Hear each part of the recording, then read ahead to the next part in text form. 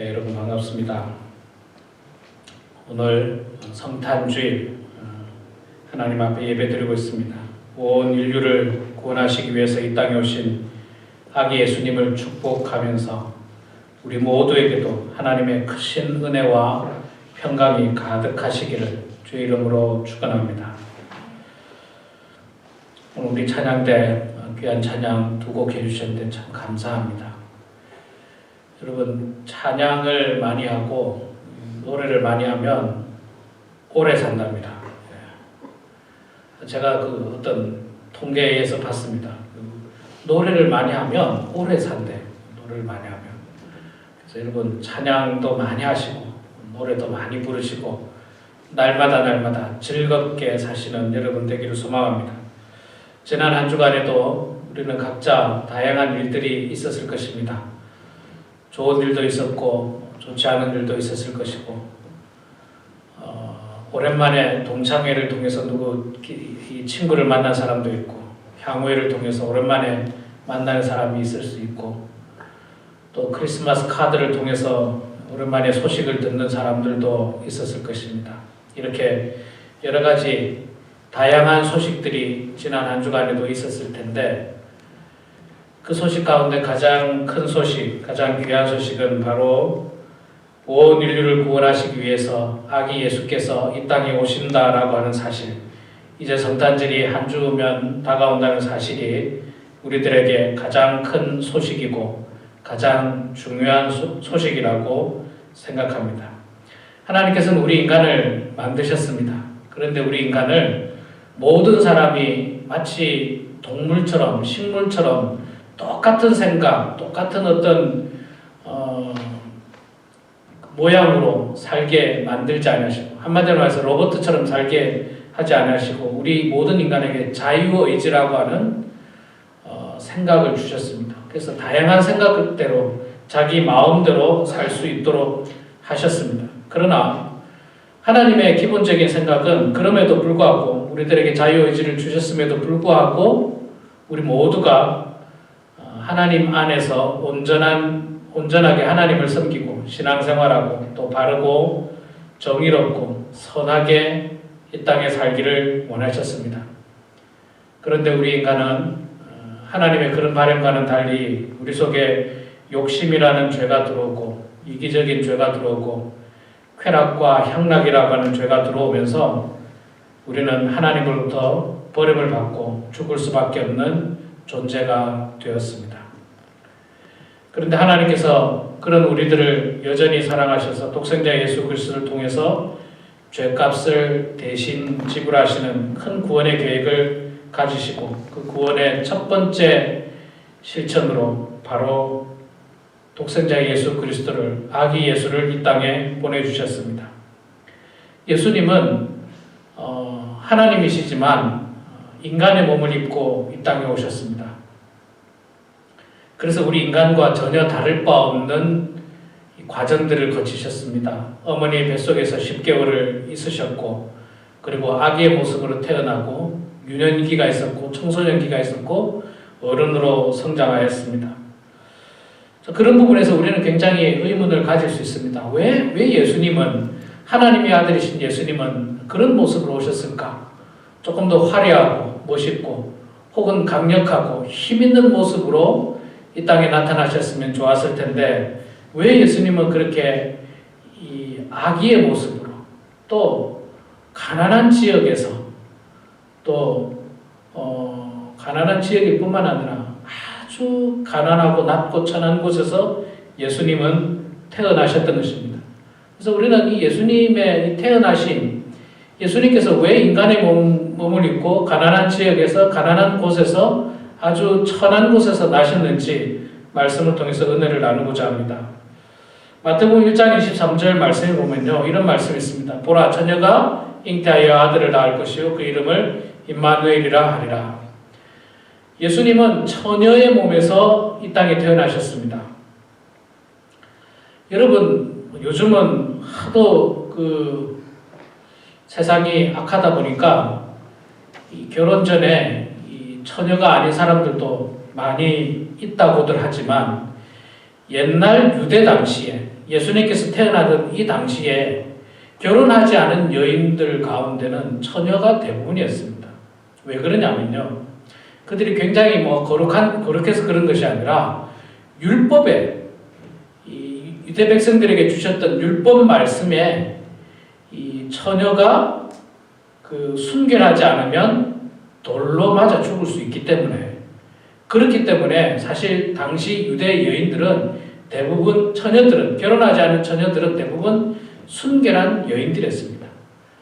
만약에 그녀가 순결하지 않았다면 분명히 율법을 범하는 죄를 지었을 것이고 그 죄로 말미암아서 자신의 몸이 더럽혀졌을 것입니다.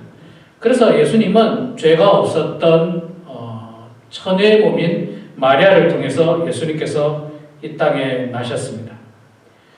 그렇다고 해서 마리아가 처녀라고 해서 과연 그녀가 전혀 죄가 없었는가? 그것은 우리가 알 길이 없습니다. 그러나 여러 가지 성경 말씀을 통해서 볼 때 마리아가 우리 보통의 사람들보다는 특별했던 것만은 사실인 것 같습니다. 우리 개신교에서는 마리아를 그렇게 높이지 않습니다. 그저 우리와 똑같은 인간의 한 사람으로서 특별한 사명을 받았던 한 사람으로서 인정할 뿐이지 그렇게 높이진 않지만 우리가 잘 알고 있는 것처럼 캐톨릭에서는 마리아를 굉장히 높입니다. 아주 성스러운 여인으로 높이고 마리아를 경배한다면 좀 그렇겠지만 하여간 마리아를 굉장히 높이는 캐톨릭에서 굉장히 높이고 있는 것은 사실입니다. 저는 캐톨릭만큼 마리아를 높이고 싶지는 않습니다만은 그럼에도 불구하고 마리아는 우리 인간들과 똑같은 인간이지만 그 가운데서 하나님의 특별한 사명을 받을 만큼 거룩하고 깨끗했고 죄가 없었을 것이고 순결했을 것이고 그 사명을 감당할 만한 신실한 믿음을 가졌던 것만은 분명한 사실인 것 같습니다. 그래서 예수님은 마리아를 택하셨습니다. 마리아는 순결하였습니다. 처녀였습니다. 그리고 그는 하나님 앞에 신실한 사람이었습니다. 하나님 말씀에 잘 순종하는 사람이었습니다. 천사가 와서 네가 잉태할 것이다 라고 이야기했을 때 마리아는 두려워했지만 그 말씀대로 이루어지길 원합니다라고 순종하는 모습을 볼 수가 있습니다. 그렇다고 해서 마리아가 겉모양으로 굉장히 화려한 여인은 아니었습니다. 말하자면 굉장히 부잣집 여인도 아니었고 또 귀족의 집안도 아니었고 또 왕족은 당연히 아니었고요. 돈이 굉장히 많은 여인도 아니었습니다. 가난한 목수와 정혼했던 마리아. 그리고 그 당시에는 유대인 여자들은 특별히 공부한다는 그런 개념이 없었죠. 그렇기 때문에 세상적으로 그렇게 많이 배웠다든지 그런 것은 전혀 없습니다. 그럼에도 불구하고 하나님께서 마리아를 통해서 아기 예수님을 탄생케 하셨던 것을 보면 하나님께서는 거룩하고 깨끗하고 순종하고 순결한 사람에게 하나님께서는 그 사명을 맡기신다는 것을 볼 수가 있습니다. 굳이 돈이 많지 않더라도 세상적으로 화려하지 않더라도 하나님 앞에 쓰임을 받았던 것입니다. 아주 평범한 여인에게서 그러나 그 성품은 결코 평범하지 않았습니다. 굉장히 거룩했던 것입니다. 그런 사람을 통해서 하나님께서는 독생자 예수님을 이 땅에 보내주셨습니다. 우리도 하나님 앞에 쓰임받기 위해서는요 마리아와 같은 그런 순결한 마음들이 필요합니다. 굳이 돈이 많지 않더라도 또 화려하지 않더라도 우리의 마음이 거룩하고 온전히 하나님께 집중하고 하나님을 향한다면 우리도 하나님의 사명을 받을 수가 있을 것입니다. 그렇게 하나님께서는 마리아라고 하는 가장 평범한 여인을 통해서 인류를 구원하실 아기 예수님을 이 땅에 보내주셨습니다. 두 번째로 예수님이 태어난 곳은 베들레헴입니다. 원래 마리아와 요셉의 고향은 베들레헴이 아닙니다. 그들의 고향은 나사렛이었습니다. 나사렛에 살고 있던 정혼한 부부가 왜 베들레헴으로 갔는지 오늘 말씀에서 이야기하고 있죠. 호적을 하기 위해서 가이사 아구스토가 호적을 하라고 모든 사람들에게 명령을 내려서 나사렛에서 예루살렘까지 호적을 하기 위해서 먼 길을 떠났습니다. 지금도 나사렛이라고 하는 지명이 있고요. 예루살렘 지명이 있는데 나사렛에서 예루살렘까지 거리가 걸어서는 그렇게 가깝지가 않습니다. 몇 날 며칠을 걸어야 되는 거리입니다. 제가 볼 때 마일수로는 한 100마일 정도 될까요? 100마일, 글쎄요. 잘 기억이 안 나는데 100마일 정도 되는 거리인데 이거 걸으면은 굉장히 걸리겠죠. 그럼 우리가 차를 타면 금방이지만 이거 걸어서 간다는 것은 쉬운 일이 아닙니다. 그래 걸어서 가다가 예루살렘 도달하기 직전에 예루살렘에서 가장 가까운 조그마한 도시인 베들레헴에 도착하게 되고 그곳에서 해산을 하게 됩니다. 베들레헴은 예루살렘에 비하면 굉장히 작은 고을입니다. 조그마한 고을이에요. 그래서 성경 말씀에도 보면요, 이 마태복음 2장 6절에 이런 말씀을 하죠. 유대 땅 베들레헴아, 너는 유대 고을 중 가장 작지 아니하도다. 그때 당시 사람들은 베들레헴은 굉장히 작은 동네로 생각했던 겁니다. 그런데 왜 작지 아니하다라고 이야기했느냐면 내게서 한 다스린 자가 나와서 내 백성 이스라엘의 목자가 되리라. 예수님께서 메시아가 태어나기 때문에 작은 곳이 아니라고 했지만 실제로는 굉장히 작은 도시입니다. 조그마한 도시입니다. 감사하게도 제가 이번에 성지순례 때 베들레헴을 갔습니다. 예루살렘에서 한 5, 6마일밖에 떨어지지 않은 가까운 도시입니다. 그런데 예루살렘보다 훨씬 더 지형이 높아서 버스를 대고도 한참 걸어서 올라갔던 높은 곳으로 올라갔던 기억이 납니다. 그리고 제가 지난번에 여러분들에게 사진을 보여줄 때 예수님 탄생교회를 보여줬습니다. 문이 굉장히 작은 교회. 그래서 머리를 숙이고만 들어갈 수 있는 교회. 지금도 그렇게 화려한 도시는 아니지만 대단히 많은 순례객과 관광객들이 찾는 곳이 바로 예루살렘이었고 말씀을 그때 드리는 것처럼 예수님께서 나셨던 그 자리에 한번 이 터치라도 해보려고 몇 시간씩 줄을 서서 기다리는 많은 순례객들을 제가 보았습니다. 그곳에 가면 예수님 탄생교회가 있고 목자들을 기념하는 그러니까 예수님을 가장 먼저 경배했던 목자들을 기념하는 목자들의 들판교회가 있고 또 어린 예수를 안고 가다가 마리아가 그 젖을 흘렸는데 그 젖을 흘린 그곳이 그 바위들이 다 흰색으로 변했다고 해서 우유교회라고 하는 기념교회가 있어요. 우유교회라고 하는 기념교회. 그 지역에 있는 모든 바위들이 다 흰색으로 되어 있다고 그렇게 하는 교회들도 있는 굉장히 큰 관광지이지만 관광지 같은 순례객들이 많은 곳이지만 여전히 제가 보니까 낙후되어 있는 도시예요. 그리고 지금 현재 베들레헴은 이스라엘이 통치하는 지역이 아닙니다. 팔레스틴 지역이죠. 서한지구입니다. 서한지구. 그러니까 이스라엘이 행정권을 하지 않고 팔레스틴 자치기구가 관리하는 지역이 바로 베들레헴이기 때문에 기독교인이 그렇게 많지도 않고요. 다만 많은 기독교인들이 순례를 하기 때문에 관광지로서 굉장히 번화한 곳이었습니다. 베들레헴은 구약시대 때부터 굉장히 많이 나오는 지명인데 조그만한 곳이었어요. 그럼에도 불구하고 굉장히 유명한 사람이 한 사람이 베들레헴에서 태어납니다. 그 사람이 누구냐면 당연히 예수님이지만 예수님 이전에 유명한 사람이 태어나는데 누가 태어나느냐 하면 바로 다윗이 그곳에서 태어납니다. 목동 다윗이 그 베들레헴에서 태어나고 그곳에서 이스라엘의 가장 위대한 왕으로 이렇게 사역 쓰임받게 되는 사람이 다윗인데 다윗이 베들레헴에서 태어나게 되는 거예요. 그래서 베들레헴은 성경에서도 굉장히 유명한 지명 중에 하나입니다. 목자들의 들판 교회를 갔더니 말 그대로 그 목자들이 아기 예수님을 경배했던 것을 기념하기 위해서 그 안에다 만들어놨습니다. 재밌는 것 중에 하나는 그 동네에 가니까 양을 데리고 나와서 기념사진을 찍으라고 양을 데리고 나서 꼬마들이 양을 데리고 나서 기념사진을 찍으라고 그래서 팁을 달라는 거겠죠. 그런 기념 교회를 봤습니다. 그 지역이 다 양을 키우는 아직도 보니까 그렇게 막 빌딩이 있거나 그런 동네가 아니에요. 그냥 아주 낙후된 이 동네 중에 아마 캐톨릭에서 그 교회를 지은 것 같습니다. 기념 교회를 지은 것 같은데 베들레헴은 굉장히 작은 도시였지만 그러나 그곳에서 위대한 두 인물이 나타났습니다. 다윗이 태어나게 되고 다윗보다 더 훌륭한 이제 장차 온 인류를 다스리게 될 이 아기 예수 그리스도께서 그곳에서 태어나시는 것입니다. 예수님께서 그곳에서 태어나는 이유 중에 하나는 다윗의 가문의 혈통을 이어받았다는 것을 보여주기 위함이 있고, 또 한 가지는 겸손한 모습입니다. 사실 오른마일만 더 가면 예루살렘이에요.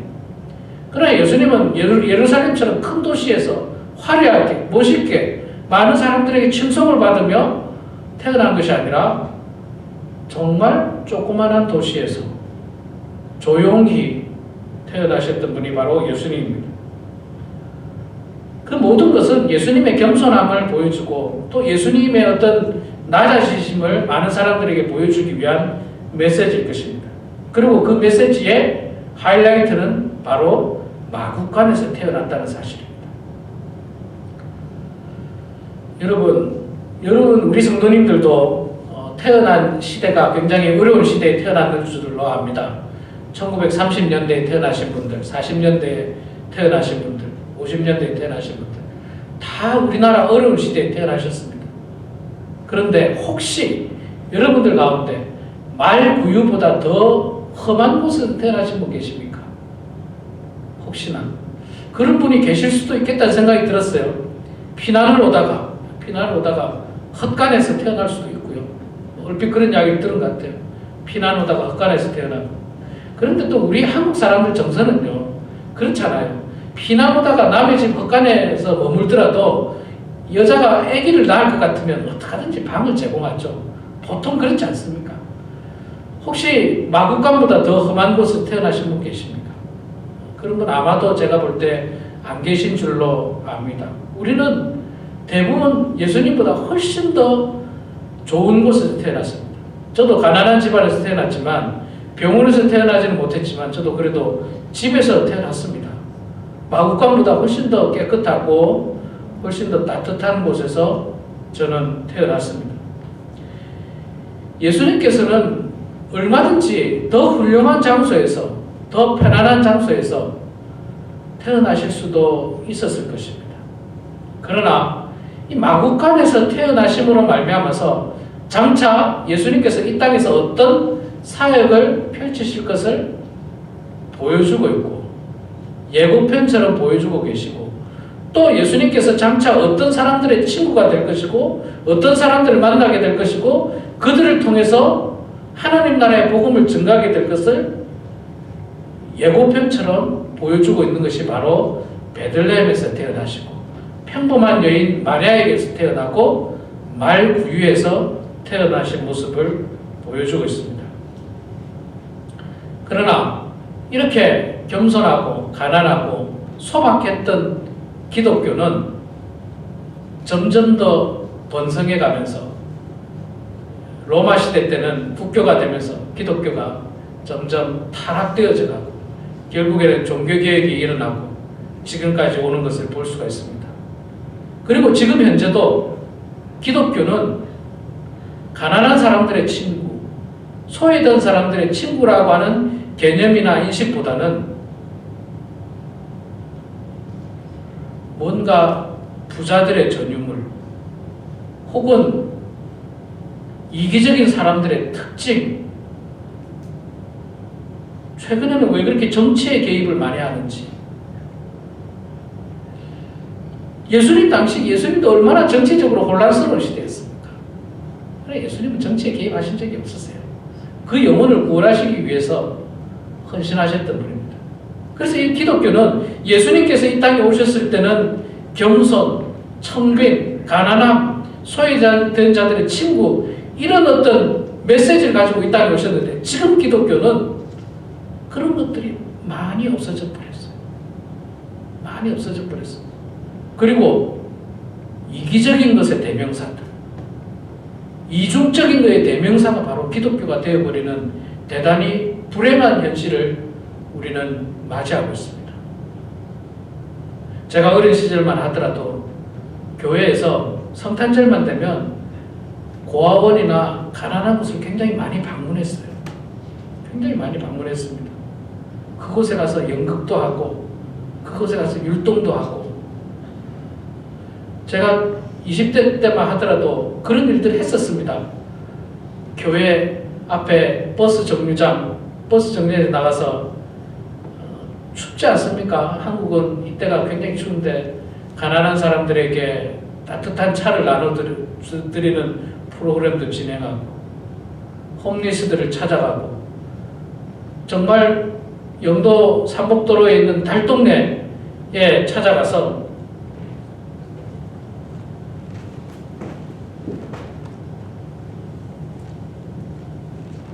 정말 가난한 달동네에 찾아가서 별거 아니지만 비누 몇 장씩 나눠주고 함께 나누는 일들을 했었는데 요즘은 그런 것들이 많이 사라진 것 같아서 대단히 마음이 아프고 안타깝습니다. 그러나 여러분, 우리는 오늘 예수님께서 이렇게 태어나신 모습을 다시 한 번 더 생각하면서 기억하면서 예수님께서 정말 우리들에게 보여주고 싶은 것이 무엇이고 또 예수님께서 우리들에게 실천하라고 하는 것이 무엇인지를 깨달아야 할 것입니다. 마리아에게서 평범한 마리아에게서 태어나신 예수님, 작은 고을 베들레헴에서 태어나신 예수님, 말구에서 태어나신 그 예수님을 바라보시면서 이번 성탄절 더욱더 가난한 사람들을 돌아보고 소외된 이웃을 돌아보고 또 우리 주변에 힘들고 어려운 사람들을 돌아보면서 그들의 친구가 되어주고 또 그들을 생각해주고 그들을 돕고 섬길 수 있는 그리스도의 참된 정신이 회복되기를 소망합니다. 예수님께서 그 일들을 하시라고, 그 일들을 우리들에게 하라고 이렇게 어려운 곳에서 또 정말 낮고 천한 곳에서 태어났다는 사실을 깨달으면서 우리도 그것을 실천하고 우리도 그 정신을 실천하게 되는 그런 저와 우리 모두가 되기를 주의 이름으로 축원합니다. 기도하겠습니다.